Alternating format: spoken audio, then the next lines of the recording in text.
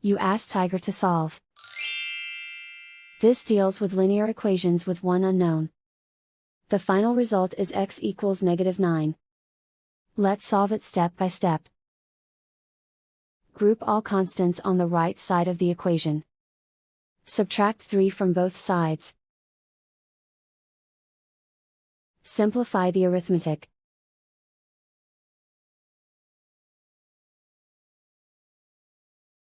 Isolate the x. Divide both sides by 2. Simplify the fraction. Find the greatest common factor of the numerator and denominator. Factor out and cancel the greatest common factor. And so the final result is x equals -9.